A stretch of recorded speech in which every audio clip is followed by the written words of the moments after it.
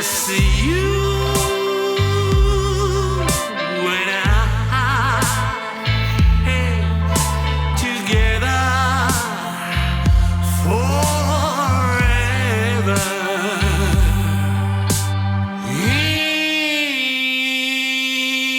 In love.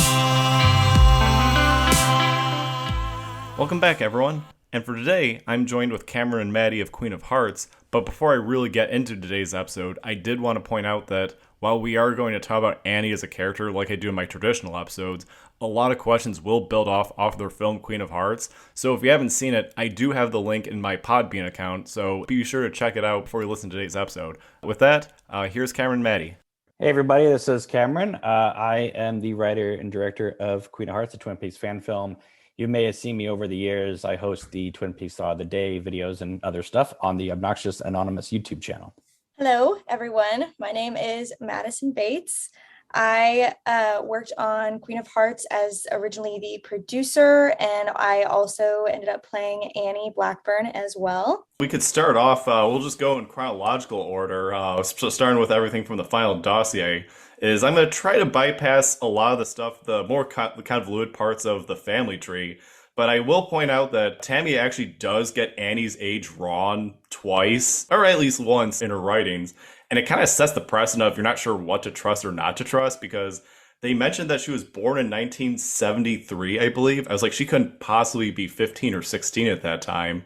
But then she admits that she's in her early 20s after she gets out of the convent. I wasn't sure if you had anything in mind of what you took as what was potentially real versus what seemed right or wrong in your eyes when making Queen of Hearts, and how you view Annie Blackburn. Well, if you go to the Cooper diary that Scott Frost wrote, the Wyndham Caroline Cooper love triangle happens in the mid to late 70s. But in the show, he talks about how him and Wyndham protected Caroline or guarded her 4 years earlier to the Laura Palmer mystery. So that puts us at 84 to 85. So even that doesn't make any sense, right? So dates have always been fluctuating in Twin Peaks for as long as the series has been around. So honestly, I took primarily the show as canon, the movie as canon, and then the books, unless I treat it as canon, unless it completely contradicted the show. So for instance, like that contradicted the show. She's not going to have a boyfriend, leave high school, go to a convent, and be out at 15. Dale Cooper would never have given that big speech to Audrey about her being so young for him when she's literally 18 years old, right? So, I mean, like, yeah, she's young, but she's of legal age. So he's not going to go with Annie Blackburn who's 15, right? So, so all that kind of went away. And also Tammy is very much an unreliable narrator through a lot of that. One, the timelines are fluctuating because of what happens at the end of season 3. But at the same time, though, she's also trying to look good for Gordon Cole, because there's a few times in the Final Dossier where she throws Cooper under the bus so that she looks better. So she wants to be the star of the show now. Man, he pretty much covered it. I mean, that's pretty much it. I would agree with all that. I guess we'll just kind of go on, is that her biological father, from at least what I remember, I believe it's Marty Lindstrom. And the whole thing with Annie is that she grows up in the motel, The Weary Traveler. Once Norma finds out about her, she has this very strong protective instinct for her, to the point where not only does she not tell Hank, she doesn't even tell Ed. And again, we're just going by, what Tammy says, but I just figured that was actually worth pointing out. Also, this is around the time when, and this is what kind of comes into, she moves out of the motel to Roland Blackburn's. I believe it's 6 weeks after Marty's death. And then she's sent away to a Catholic boarding school a few weeks later, where she maintains her good grades, only visited by Norma. And then we get to the Christmas party scene that you both had. I wasn't sure if there was anything you had in mind with the Final Dossier beyond what was presented here. Well, in the show, she's in the boat and she's talking to Cooper he asks about her suicide attempt, and she says it has to do with a boy. Nothing else is really said about that. Then the Final Dossier brings up this idea about the stepdad trying to assault her around Christmas, and that what led to it. So when it came time to doing Queen of Hearts, I just thought, you know what, to get Annie's character to go 0 to 60, and also she's still in the lodge, spoilers, in our film at that point, and the lodge is sort of like replaying the worst day of her life. I thought, well, if we had Roland do his thing, if we had the boyfriend kind of, break up with her, if we had her mom throw her out of the house, it would be just a term, just like a huge amount of events happening all at once that would make her just not plan for it, but just it would just be a spontaneous thing. We were very lucky because we ended up shooting that scene around Christmas. So the house we were shooting at still had the Christmas tree and the lights and stuff like that. And I thought that's perfect because at first we were just going to put some Christmas lights around, but having the full tree there and having Annie just kind of looking at the tree and being kind of sickened and depressed by the whole night already before things happen with Roland, I thought really illustrated kind of the tragic nature of her character. I agree. It totally did. And I remember, Cameron, you telling me, when we were discussing the character, she says it was about a boy, but, you feel like there's more there. And, is that enough really to push someone that far in that instance? And so all that extra information that we find really helps kind of illuminate the story. And I definitely was glad that you told me about all that, Cameron, because it really helped with the characterization and putting yourself in that moment. It really does build and definitely push her over the edge. And also because it's in the lodge, it's a heightened reality anyway. Exactly. After having was basically the worst night of her life, actually that's around when Roland leaves and then 15 minutes later drives off bridge, which the brake line may or not have been tampered with. But then, of course, with all that, Annie, she tries a down bottle of tranquilizers and slits her wrists. And then she ends up confined to a psychiatric ward for 6 months after surviving it. And once again, Norma's the only one that visits. Then Annie does return with Vivian and Ernie for a little bit. But then she promptly just returns to school and just hates the idea of going back, that she just stays at the convent for a time. I wasn't sure if there was anything else either you had in mind, just because, these are also other large events pertain to or lean into Twin Peaks. Well, if you watch the show and she comes back from the convent, just a couple episodes earlier, we had Vivian and Ernie in town, right? She shows up as the mysterious MT Wentz. They don't even mention Annie. So, I mean, if you want to look at it just from a writer's perspective, were they still trying to get the Cooper Audrey storyline going? Because they don't even name drop Annie. What a perfect opportunity to say, your sister's getting out of the convent. She'll be here in a few days. They don't even drop her name at all. So I thought, well, that's really cold. I mean, obviously, from a writer's point of view, if they didn't know what was happening, yeah, okay, that makes sense. But with what we have now as the show, you have a mom going to visit her stepdaughter. Doesn't even name drop that her daughters might be coming to town. So that means that Vivian has completely moved past Annie. Not even thinking about her anymore. And also there's a moment in our film where after Roland leaves and Vivian throws Annie out, there's a sound effect. You can hear the screeching tires of Roland's car leaving. So that was, to obviously hint at what the Final Dossier suggests, which is basically a riff off what happens to Uncle Pooch in Wild at Heart, with the idea of the person who tried to assault Marietta's daughter, Lula, ends up exploding off the side of a mountain. So there's connections everywhere. Once she's in her early 20s, she does obviously come back to Twin Peaks, where Norma gives her a job. And of course, this is where Dale Cooper comes into play. We could probably talk about Dale Cooper and how he views Annie, because I feel like this is the part where you'll see that how I'll probably have a different stance on Annie compared to you both, just because there's just a lot with their interactions that just stand apart for me. So what would you say stands apart for you specifically? Actually, Cameron, I know you're friends with Emma from the Vlog Lady, so you probably already know where this is going. Oh, about the tulpa. Even today, I was actually thinking of it a little bit differently. Is that at first I had it written down for the longest time that she was a possible byproduct of the Black Lodge, but I actually view it almost as potentially as if Annie is I don't know, there's something that can almost is dormant within her. It's not unlike I would say it's not like Sarah Palmer or Leland Palmer. There are just certain aspects of what stands out to me in the Final Dossier. And a lot of what in the show would be potential plot conveniences, because what I have written down is that Norma, she always refers to Annie as being very in her own world and such. And then it seems it's like we were talking about before with when Vivian comes in, is that she's kind of almost arbitrarily talked about, or Vivian's completely cut off, but she's not really mentioned at all. And then with Cooper, where Wyndham Earle is back and there's all this stuff that's going on, and he's just so transfixed on Annie.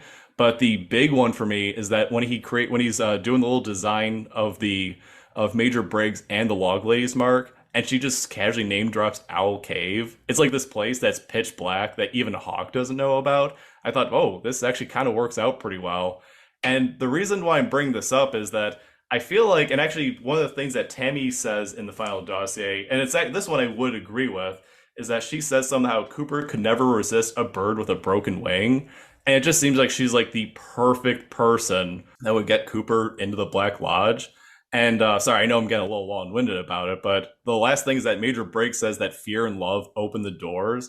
And I always view it where it's like with Cooper, where he obviously has a love for Annie, but then there's also just that fear of losing her and her awaiting this horrific fate. And that would be the thing that would kind of prompt him going to the Black Lodge and just throwing a wrench into everything at that point. Wow. Well, originally it was supposed to be Audrey going to the Black Lodge, so it would have served the same function. Yeah, I mean, like we kind of talk about that a little bit in our film where Annie's talking to her boyfriend and they talk about how they had this like owl cave challenge and they had to like stay in there overnight. And so he's kind of a douchebag. So she's probably looking at the walls all night, you know, kind of looking around. And she talks about how she felt protected. I mean, if we go by your illustration, you could say, well, even though she's not a quote unquote agent of the White Lodge yet, she's still got this aura of being protected. And we know that time is subjective then, especially as we go on in the plot of Queen of Hearts with Annie jumping around in time. So I do see that could be the case even before she becomes an agent of the White Lodge, that she's still protected. Almost like she's destined for greatness, right? So there's going to be that thing around her. And I mean, let's not lose sight that if you just go by the show itself, the second season, Annie was created for reasons, right? They couldn't do the Cooper Audrey story. So they created a character, a very, very weird, awkward kind of character. Think, you know, who's going to bring in a suicidal ex-nun to be the love interest of Agent Cooper? But they did it. She's the redemptive arc for Caroline, right? I mean, it's basically everything's being set up to be a replay of Cooper, you know, against Wyndham Earl with this woman in between them. Wyndham Earl thinks it could have been any of these four other women because he's got these different cards and stuff like that. But of course, it ends up being Annie. It has to be Annie. I mean, if it had been Shelley, it just wouldn't have made sense, right? So that's why when Annie wins Miss Twin Peaks and Cooper's just like, oh, Lord, right? But one of the things we talk about in the film is when the doppelganger visits her at the hospital and Annie says, what do you think everyone was saying to me, you know, or I saw people saying behind my back, you know, that, you know, you had this thing with Audrey, people saw you around town, then you're with me. I didn't know about this at all because I met you on the first day I got here. He's out there warning Shelley, Donna, and Audrey that Wyndham Earl is out there hunting him down, but he's going all over town with Annie Blackburn, right? Knowing that Wyndham Earl is like stalking them, and he doesn't think to tell her that his ex-partner's in town looking to kill somebody close to him. It's a small town. It doesn't make sense. It's a small town. And then you definitely see that frustration come out in her character later of like, you know, what really was I to you? And I think she starts to question the relationship a bit after all that. Oh, she's done. Yeah. I'm putting it lightly. Yeah, that's the thing with Dale Cooper is that he's very transfixed in the moment and he never actually really can see a bigger picture. And I feel like that's something you tapped into for Queen of Hearts because I think of how you view Annie as like so central to like the mythos of Twin Peaks at large. Just change things like, you know, I guess in between the scenes, if you will, of like all three seasons. Well, David Lynch is the one that brought that up because if he had not put her in Fire Walk with Me, I probably never would have come up with that connective tissue. Do you know what I mean? Yeah. Like he's the one that put her in Laura's bed. On that topic, what was it like for you in theaters where you watch the Annie Blackburn scene and then you see her seeing the missing pieces, which I feel like must either reaffirm or change a lot in the 22 years during that time? Well, the scene in the theater was surprising because almost every other character from the original show had been cut out. But here's Annie Blackburn in the middle of this thing. And the ending of Fire Walk with Me with Laura looking at the angel and them in the Black Lodge, that really got to me, not so much the way a lot of people look at it in terms of like Laura feeling like the angels are there for her, but more of like, oh my God, like they're safe in this hell world, this Black Lodge. What the hell is going on outside that's making somebody like Annie Blackburn travel through time to get this message to Laura? Like things have to be really bad out there. That doppelganger has to be really tearing stuff up. Now, I had the script for Firewalk Me for years before we saw the missing pieces, right? And the script basically says, some months later, Annie's brought into the hospital. But when you watch The Missing Pieces, when it finally was released, you see, oh my goodness, they're bringing her in wearing Caroline's dress. They're not bringing her in wearing the Miss Twin Peaks dress that she came out of the lodge wearing. So right there, that kind of inspired me in terms of like, well, if we ever did get to make this film, that would theoretically, now I understand Fire Walk with Me is all about switching things up. Right. So Dale Cooper, DC, becomes Chester Desmond, CD. The picture of Laura at the high school is the one that was at the Palmer House. And the Palmer House picture is the one that was in the high school. I get it. The whole movie's about flipping things around. However, when it came time to doing this film, I thought that means that Annie has gone to Glastonbury Grove at least twice. So I have the scene later in the film where she goes to Glastonbury Grove and has her breakdown. And Norma's there with Sheriff Truman. And then they bring her to the hospital and she's wearing the other dress. So that was like something that wasn't in the script. But then when I saw The Missing Pieces, I thought that's kind of cool because it does say some months later. It does not say 3 weeks later, which is what it was, kind of is, right?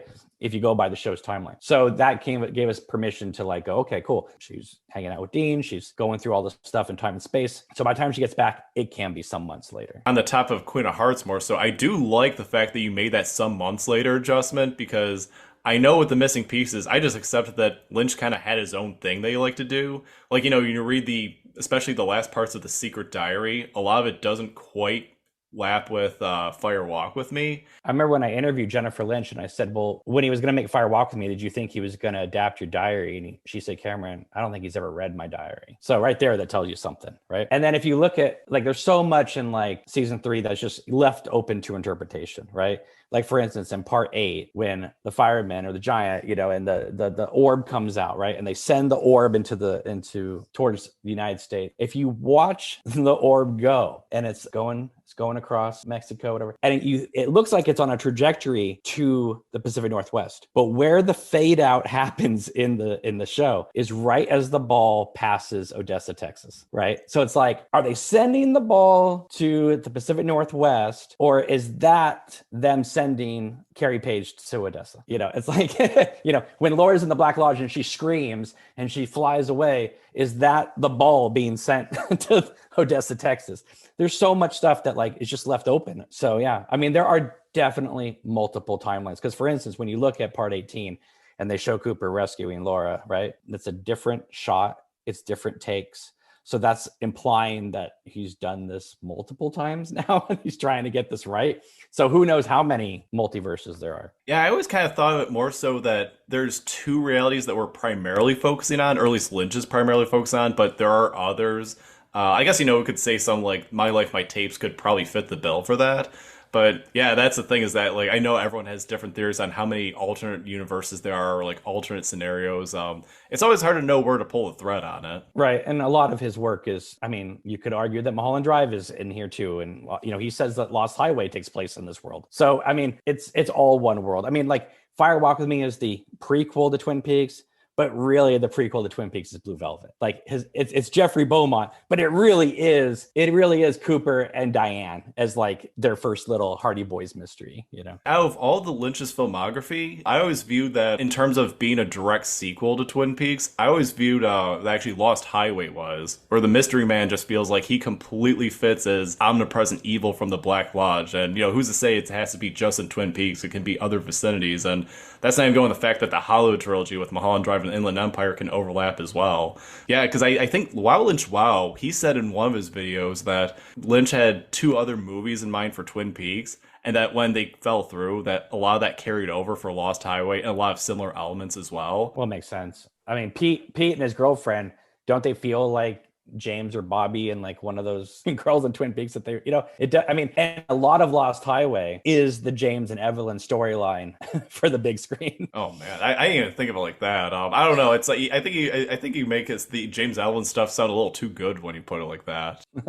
Well, I'm just saying but he didn't write any of that. He didn't direct any of that, right? So it's sort of like if he had directed the James and Evelyn sequences, it would have been more like Lost Highway. Honestly, yeah, that's actually a really good point. My thing is that whenever I do rewatches of Twin Peaks, I always watch from Leland's Wake up until the giant chess piece in one night. I was like, all right, I just got to get through all the bad stuff in Twin Peaks in one night. So once I come back tomorrow, it'll be good. It's only a few episodes, but when it aired, it was 2 months. And that's why the show died, right? If it had been a week or two, whatever, but it was like 8 weeks. And then with hiatuses and stuff like that. And then when the Annie arc came in, they weren't even going to air those episodes. I mean, the show was done. They pulled it after Josie died. They weren't going to air it. And that was at a time when, there's no streaming, there's no DVD, there's nothing like that, right?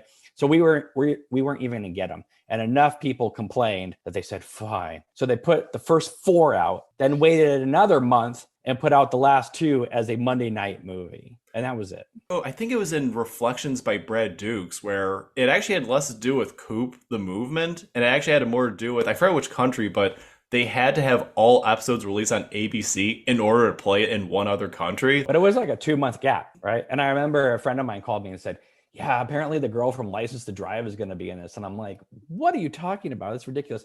And then here we are 30 years later, making a 4-hour film about that character. So before we get any further into Annie from Twin Peaks, was there anything else to bring up just in terms of my view on Annie kind of being at odds with yours? I don't think it's at odds. I think there's so much that can just sit alongside of it. One thing that you may want to get into, what I love, is Maddie had not even seen any of Twin Peaks before she got involved with this film. So she binge watched all 3 seasons and the movie before she even read the script. So it's imagine that. Imagine binge watching 3 seasons of Twin Peaks and the movie and then reading the script.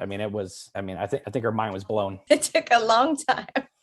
I think I got it done 2 weeks, just nonstop. That was my job, was just getting through that. And then, it just wouldn't have made sense reading the script, if I hadn't, I would be like, now I'd have a million questions and he would just have to be like, go watch a series. Yeah, what's the toll problem? A million different questions. And I'm so glad that I did that. I watched everything that I could. And I actually did watch the extended edition of Fire Walk with Me as well. And it helped, it really helped me kind of wrap my mind around this script where, you jump around in time constantly, because it's multiple timelines being shown at once. And so reading that is a lot different than seeing it. So I'm really glad I had done my research. Actually, Matt, I guess this would probably be more of a question for you. Obviously, with Annie and Queen of Hearts, a big part of it is that she does a lot of stuff to kind of lead to the ending of season 3. Did you kind of watch stuff look through the lens of what Annie would or would not be doing in season 3,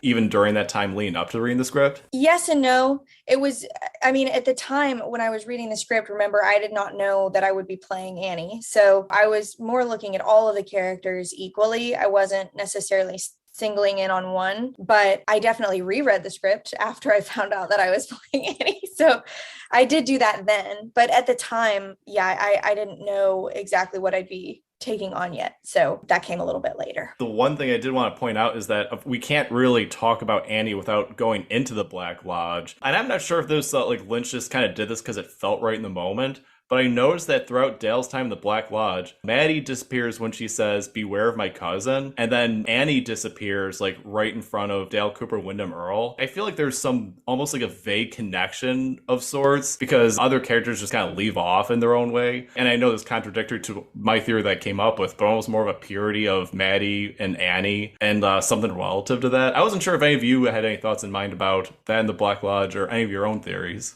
The fact that the entire film we made is juxtapositioning Annie with Wyndham and Caroline. It's all kind of that whole Black Lodge sequence just, for the duration of our film. It's what are the connections between Cooper had a relationship with Caroline and Annie, and Wyndham Earl was there. So it's a quartet, and that's what Wyndham Earl wanted. He wanted to bring Annie in and kind of as the prize, and he'd be crowned the king of the Black Lodge, I guess. I don't know. And it just kind of blew up in his face. It blew up in all their faces. They weren't expecting that. And Cooper gets trapped and Annie lives on to do another day, but she's taking all her pain, at least in our film, and doing her best to transcend it, take it somewhere else, so that it's not just kind of like, I'm just going to sit here and wallow as a victim. I was thinking of is that during this time lead into Annie going in the Black Lodge, and this is coming back to the whole idea of Norma, where she refers to Annie being almost like a dreamlike state and sort of in her own other world. I was thinking of that scene in the season 2 finale where it shows Ed and Norma at home, and it shows on the opposite end of the fireplace with Mike and Nadine. Maybe that just shows like what Lynch was more concerned with, but it was kind of interesting to me that there wasn't really a concern of what could have happened to Annie during this time. For Norma, her largest concern is, oh no, Nadine is awake and now me and Ed can't be a thing anymore. Like Annie is not only is she not talked about, but Ed is like snapping his fingers trying, lighten the mood a little bit. I wasn't sure if you both had any thoughts on that. And again, it's not a plot hole by any means, but it is definitely a contrast of what we saw in the previous episode. So that is an important part of our film, because the very first scene after the opening credits is Norma at the bedside of Annie, and you can just tell the guilt is there because she was more concerned about her boyfriend and that type of thing. And because Annie was kidnapped right in front of Norma. I mean, Norma was there at the Miss Twin Peaks. That's a problem. However, I will say this. If you read the original script, the whole scene is Mike and Nadine in the dock at the house. Nadine wakes up and kind of, what's going on? And that is when Norma and Ed walk into the house and go, oh my God, she woke up. Lynch changed it so it's all that jazzy snap and stuff, but they weren't even supposed to be in the scene until after she wakes up. So script wise, it doesn't read as bad as it ended up playing. They made her a little bit worse in that. So we took advantage of that and kind of played up the kind of guilt factor in our film, which does resolve by the end of the film. But that was, definitely something that we talked a lot about, especially with Sarah. Saying you're obviously you're happy to see your sister's awake, but you at the same time that you can't even look at her because you feel so guilty about just leaving her out there. And yet still ends up crying about it and making it about that.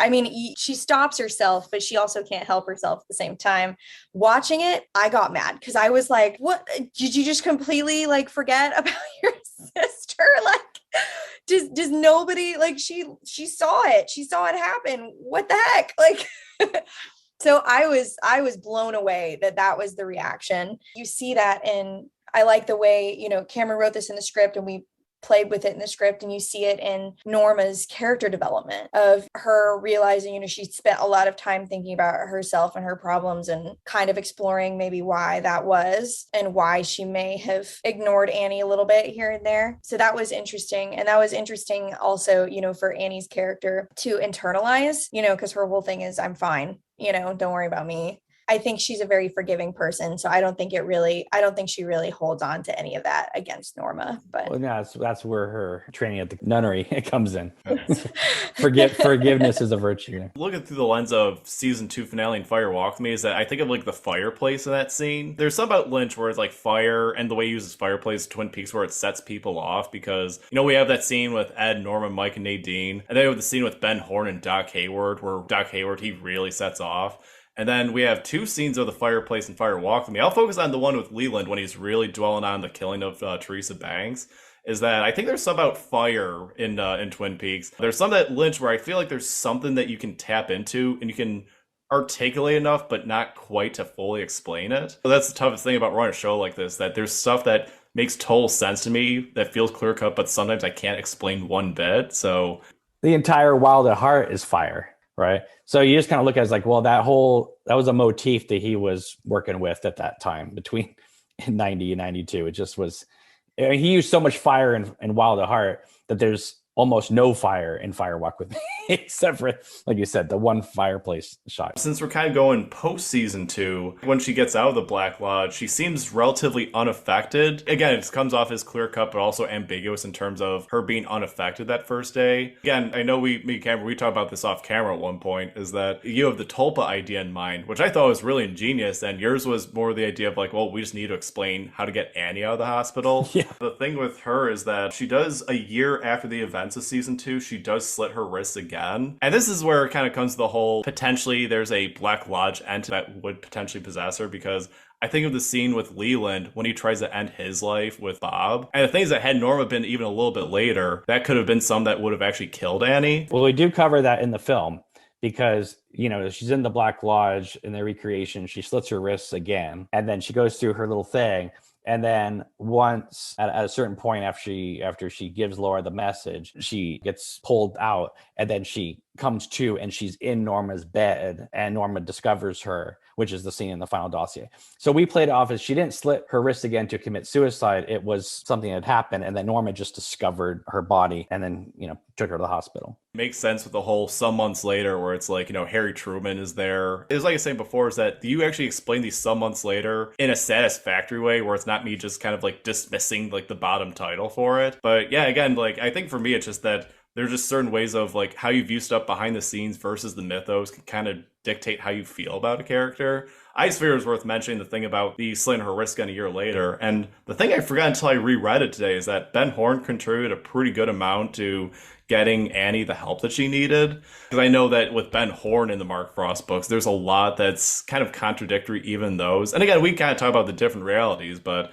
I did think it was interesting that in this case that Ben Horne did do the right thing for her. Well, this is still in his charity phase, right? And Norma does say in season 3 that she franchised the diner to help her family. Well, she doesn't have any other family but Annie. So there's this whole thing of like this must be an expensive place, Maddie, that Annie's staying in, because they're really pouring in the money to it's probably $100,000 a year to keep her there. And I just have this feeling that they just kind of wheel her into that room like every day and just let her sit there entirely protected away from everybody else. We kind of played it up where like her body is there in physical form, she's safe, but her mind, she's zipping everywhere. She's not really there. I mean, her body's there. And the thing that's worth mentioning is that Tammy actually does visit Annie for a couple hours in it. And she does talk about how her eyes seem like, I paraphrase by saying full of life, but it's not vacant at all. And again, it reaffirms like the idea of what you do with like Acts 4 onward in terms of her being able to do all this other stuff. The other one that's worth mentioning, the case of Maddie, is that when there's the I'm fine segment, all I could think of was like, how many hours was it of just like getting dressed in different clothes and saying I'm fine at least 24 times? Like, it must have been a phrase that was the bane of your existence for I don't know how long, but I think it would like be this like it would just be this thing that would set me off if I heard someone say I'm fine for like the first 6 months after that. Yeah, so it was the bane of my existence for 2 days. The first day was the changing into a bunch of different outfits and saying it over and over again in different angles in each outfit and all that. The second time that it was the bane of my existence was doing the sound work and having to match it exactly the same every single time, which took a little bit. But for how many times it was said, I definitely was relieved by the time I didn't have to say I'm fine anymore. I didn't even think about the whole sound mixing aspect. I was just thinking of the filming, and then that was like just like enough. Well, then it was the bane of the bane of my existence when I was doing the sound editing. Because while Maddie did such a fantastic job with the sound work, occasionally there'd be a moment where, because she would do, listen, we were getting tired, and also, she was leaving town, so we need to get stuff done. So she would sometimes do like 5 or 6 of them in a row, right? And just do her best to match it. And we did like a few takes of those. And then I would go in there and adjust it and make it work. But sometimes there'd be like an extra little moment of breath that I'd have to cut out. So I literally had to go in and sync every single word. And sometimes I'm fine. It needed to be I'm fine or I'm fine. So I had to go in there and like stretch out space or move it up. That became the bane of my existence, was doing that. I think it's like, I don't know what it is. It's like 48 times. It took a long time, and it's all that monotone. But we knew if we did it right, we knew it would be a memorable scene. I remember Maddie saying to me though, this could be really comical if it doesn't go over well. And so putting the music of Dark Space Low underneath it keeps it from being comical. Obviously you did sound and video, but I think of, for me, I think of like whenever I edited my own episodes, I think of what David Bowie said to Charlie Rose in the late 90s about art. And Charlie Rose asked the question like, oh, what compels you to make the art that you do? And David Bowie's like, well, quite frankly, just so I can finish and move on to the next one. Because he talks about how in a lot of cases it's not an enjoyable process, and editing is not something that I can ever sit down and enjoy. It's just like, all right, just got to do it, have it sound good, and then just not think about it after that. Well, I love editing, although it is hard but it is kind of fun to make things work, or you start putting scenes together and you're like, oh my God, that works.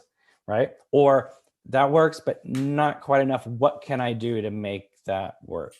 And sometimes, like for instance, in Queen of Hearts, it was just changing the angle or changing, seeing a reaction. Like, okay, like, it just, you just had to make little adjustments, and those little adjustments all of a sudden took it to another level. I mean, we're talking a 4-hour film. I mean, a lot of movies can't even sustain interest for 90 minutes.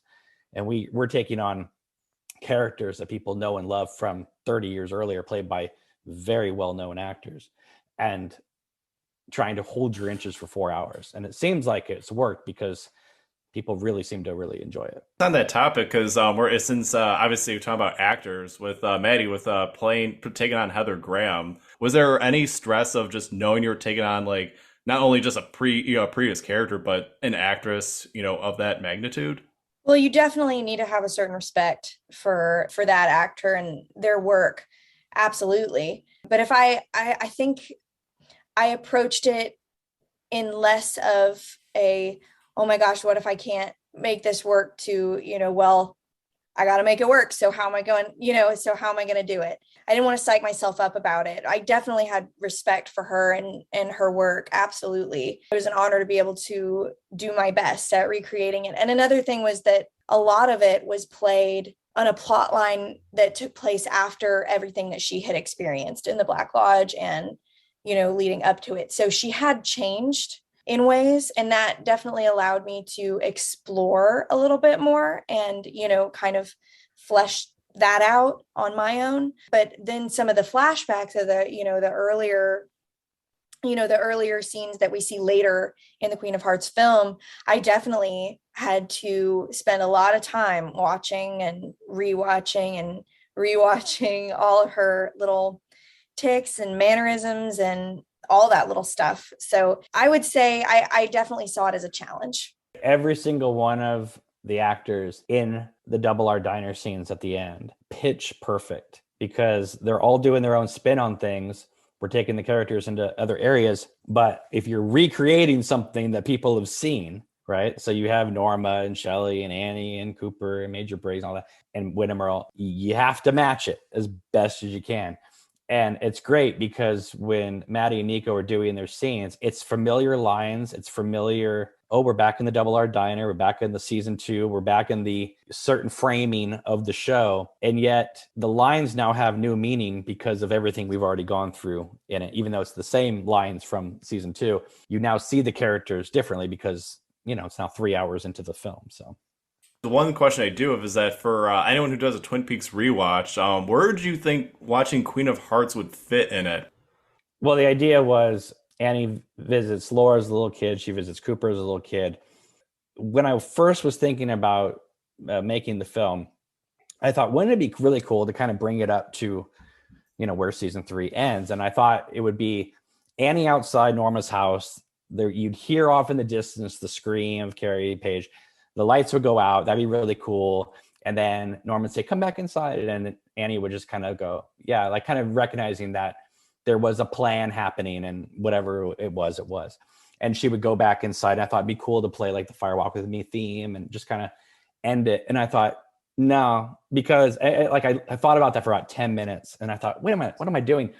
She's visited Laura as a kid. She's visited Cooper as a kid. This is the only moment that we could conceivably have all 3 characters together, right? So I thought, okay, instead of the Fire Walk With Me theme, and that would be the end of the movie, we'll have that play as she walks through town at night. We'll see most of the lights are out.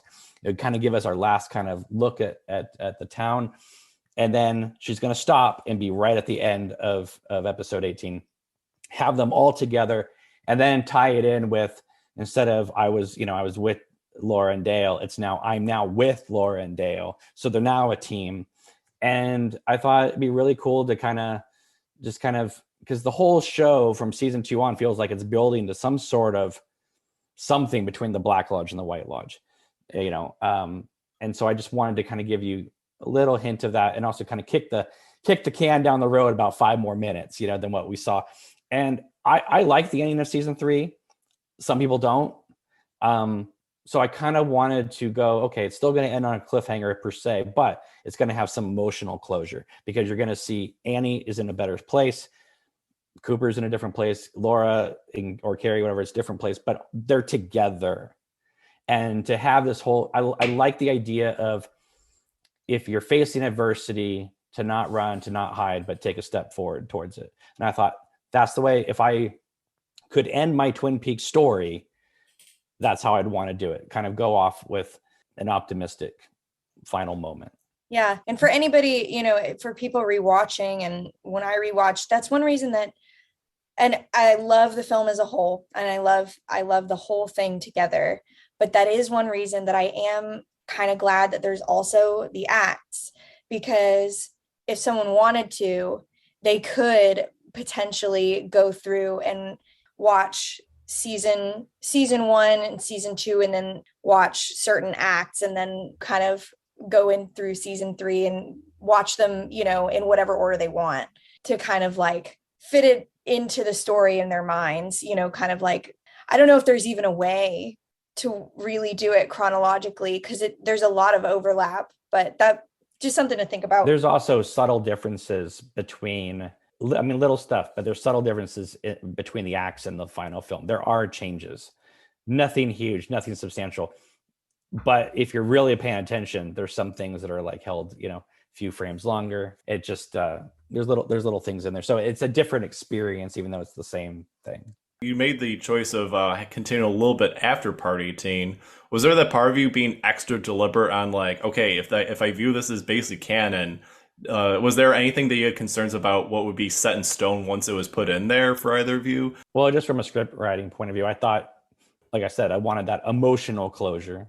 Obviously, there could be further adventures or further things, but just I wanted to feel like they were together. I knew it was the one thing that was like gonna go, you know, past official canon. But I also thought, yeah, but maybe we'll inspire them to kind of go this route, because people will like it so much that how could you not do this? You know, there's just something really cool about, you know, them staying in the middle of the road, and, you know, and she kind of bypasses the whole Part 18 stuff of like Richard and Carrie. She's just like Laura, Dale. Like that's just as like, she's still calling them by their names, because she's like, you know, whatever reality we're in, whatever you think you are, at your core, you're still Laura and Dale. And so she's just kind of, and you know, they recognize her, and, you know, having Carrie take her face off and the frog moth showing up, and it's right before the movie seems like it's about to jump the shark. It's over. You know, it's like everything is building. I love that whole ending when she's walking through the town and stuff like that. And there's something kind of serene and peaceful about, you know, she's not walking down the sidewalk. She's walking down the middle of the road. Like, it's like Annie owns the town. This is her world. And I don't know, to me, it just, and the fact that Nico and Ruby were so great as Cooper and Laura, it's just, it doesn't feel like, you know, like we're stepping on anybody's toes. It feels very honorable. You know, it's not like, you know, we're going to just change it all up. It's like, well, just from the what we've set up in the film, that seems like the logical conclusion to the movie, you know?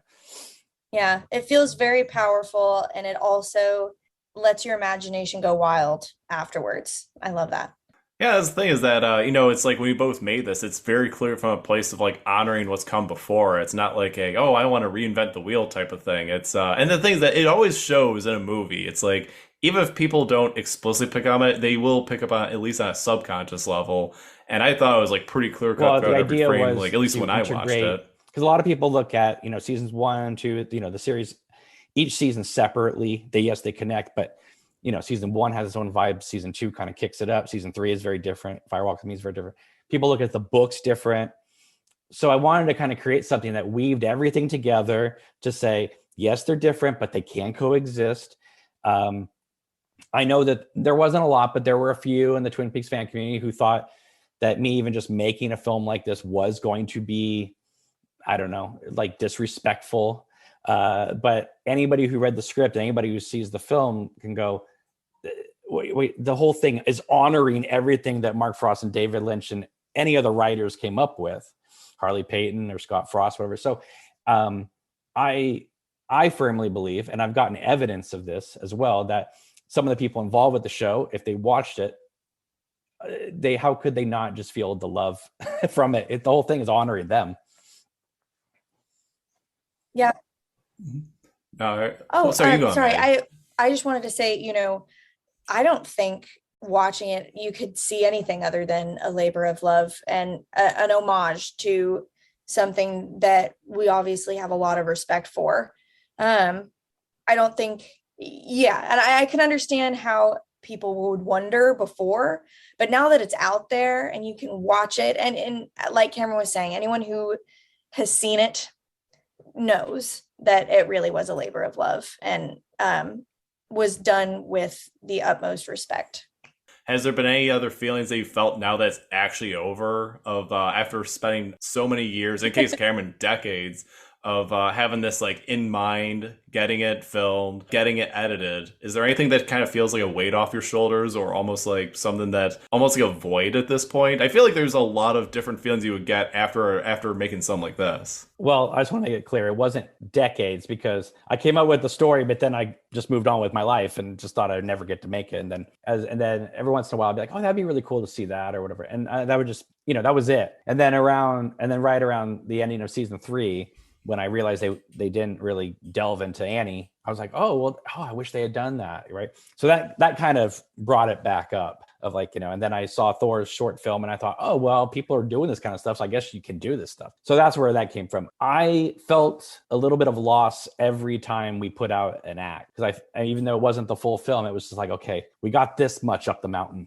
Here you go. And the fact that it wasn't, I knew it wouldn't just because I cared about it. I knew, everyone put in such great hard work. But every time we put out an act, I don't know if Maddie felt this way, but every time we put out an act, the reception of it was so overwhelmingly positive that it was like, oh, thank God. Like, thank God we didn't fall on our face. Thank God that people aren't treating us like, oh, isn't that special? Oh, that's lovely. Like, people were really getting into it. I really like the fact also we put it out in acts because if we had put it out as one film to begin with, people would have watched it, been like, cool, I like it, whatever, moved on.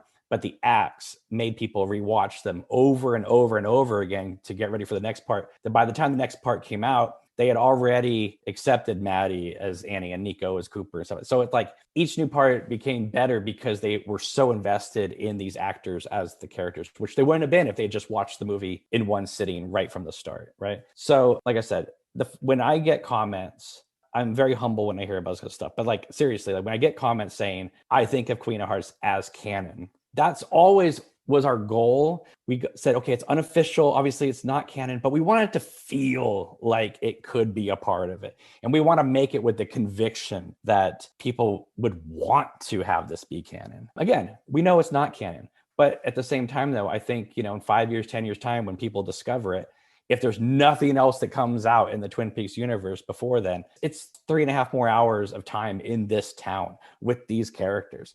And again, it doesn't negate anything that came before. So it fits in. Someone called this a real missing piece. We had the missing pieces for Fire Walk with Me. This is like a missing piece that plugs in a lot of holes, but not in a way where it's like, well, that just ruined Twin Peaks for me, but makes you go, that's even cooler. With each one, it was a huge relief to see all of the positive feedback and that, we were making people happy. And that always feels great. To put so much work into it for so long and then to see it come to fruition is a very odd feeling.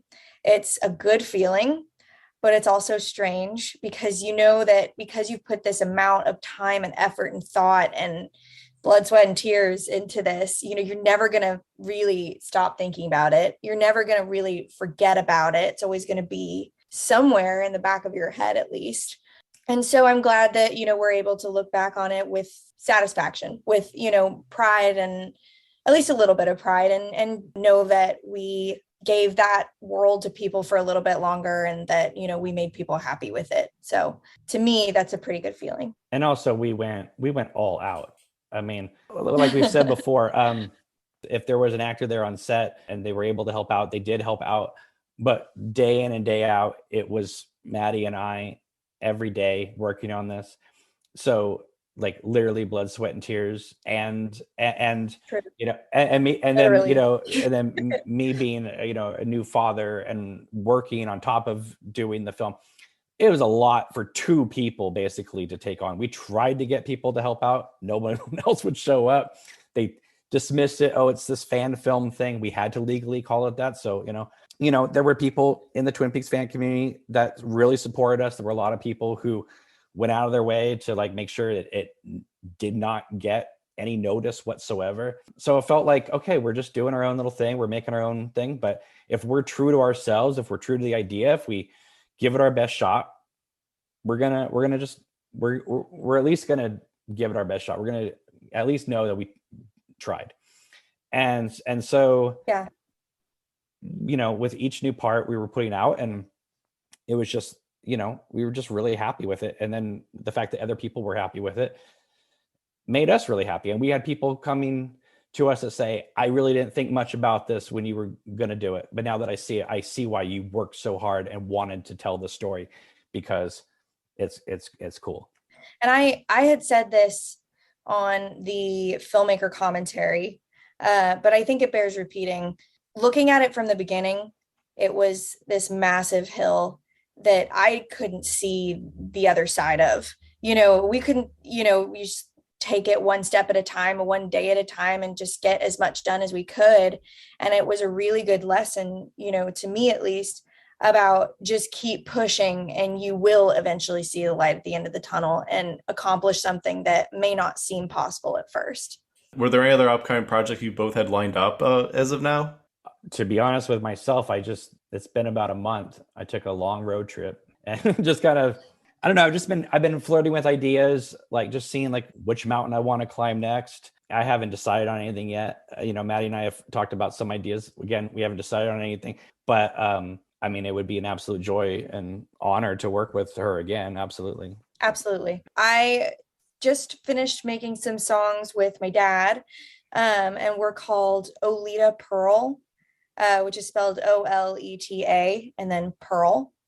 And did some songs and put those out on all streaming platforms. And I'm actually going to be recording my own solo original music here at the end of this year. And I'm really close to doing that, so I'm really excited about it. And that'll just be under my name, Madison Bates. So hopefully won't be too hard to find. Were there any final thoughts for either of you? You may want to just edit this out, but if you ever do anything on Caroline, get Charlotte on here. There's not a lot to talk about her character because we kind of created her character in our film, but she would be definitely someone to reach out to talk about that character. I feel like there's probably a deceptive large amount about her because, there's so much in her with My Life, My Tapes, I guess interpretations of the Black Lodge. Because I think of when I did my Ronette Pulaski episode, I would talk about a character who was on screen for 10 minutes. And it was probably like the most intense episode I had. So that's the thing, is that you can bring up a character who's in it very briefly, but if you find the right stuff and the person who feels strongly, you can definitely get someone who gets a great conversation out of it. Yeah, and our take on Caroline is very different than I think a lot of people were expecting. But once you kind of think about what someone married to Wyndham Earle for 10 years would probably look like emotionally, it makes sense. It makes sense. Thank you both for taking the time to, reach out and be a part of this. Well, thank you very much. I guess I have one question for you, Colin. What did you think at the end of Queen of Hearts when you saw the whole thing all together and the movie ends? What was your takeaway from it? I think it's not unlike Part 18, where there's that part of me where it's always thinking about it. Because my thing is that when I watch Part 18, my stance changed completely 180 on a rewatch. I think there's so much of Queen of Hearts where I'm trying to think of okay, this rings true to me, or this feels right, or, this changes my outlook. And I think I have to wait and do a rewatch before I give a good definitive answer. That's the things that there's sometimes I just think of what, I'm just, the gears are always turning. I think that's kind of where I'm at with Queen of Hearts. When you think about it right now, what stands out to you? A scene, or, what are some of the scenes that stand out to you? I can't, and this one might seem a little hard to believe, but there's the low angle shot of the woodsman where I was wow, he really captures this malevolence of this evil that's just right outside the door. You picked a really good angle for that part, and it kind of sets the tone of yeah, they're gonna take on some pretty nefarious stuff from this point onward. That's the part I hone in on, but I know there's a much larger picture at work. I do this with a lot of David Lynch films, is that I don't watch them too often, but I'm always thinking about it one way or another. Every time, no matter how many times I watch it or how long I take, there's always going to be a different feeling every time I get from it. Yeah. Well, we were very happy to make this film, and it was very stressful for a long time for me. And then when Maddie came in, while it was still a tremendous amount of work, it was so great to have a partner in this, because doing this alone was a nightmare and really could never have been done without Maddie's help and her obviously behind the camera and in front of the camera. And I felt like once she got in front of the camera, while I felt very confident about the film overall, once she got in front of the camera as Annie Blackburn, everything clicked and we were full steam ahead. And it was like, this is the way it always was meant to be. And all the hardships beforehand, while nightmarish, was just getting me to the point of having her be a part of the project. Thank you. Yeah, I'm so glad that I ended up going to Monterey for a couple years, because it ended up being just the coolest project to really sink my teeth into and put everything into, because I was really, really looking for something to do that with. And this was the perfect mountain to climb, so to speak. And the love just keeps coming, like every day. Like there's just new comments on the videos and stuff like that. And it's just, people I don't know, I've never met, but they just leave stuff. They say things like, thank you for making this Twin Peaks fan happy. That's all we wanted to do. It's like I said, is that you both made a 4-hour feature, which is something that you can't just do on a whim, and it's like a labor of love from beginning to end. So we did not plan on it to be 4 hours. I want to be clear. We did not sit down and say, we're going to make this huge thing. We honestly thought it'd be about 2 hours. 2.5 at most. And then it ended up being what it is. And, I wouldn't take anything away from it. No, especially the fact that we could put it out in acts. It people were happy that totally. It was like all that. Yeah. I guess this will be the last question, but what was the realization of like, oh wait, this is going to exceed the limit by a wide margin? Actually, it's shorter than we thought it was going to be, because we just said it was 2.5, but while we were shooting, it became, because there was 150 scenes in the script. So if each one of those was 2 minutes long, let's just generalize here, right? That would have made it 5 hours. So the fact that it comes in at 3:45 with credits means that it's shorter than because we were like, oh my God, it's going to be 5 hours long. What the heck are we going to do? And she's like, we can't release a 5-hour movie. Yeah. And I was like, well, Lord of the Rings did it, the Return of the King. So it is shorter than what we thought. However, I do want to say, because of the pandemic, we did lose some scenes that probably would have taken us over the 4 hours. That wraps up the episode. Thank you for coming on. Absolutely. Thank you so much.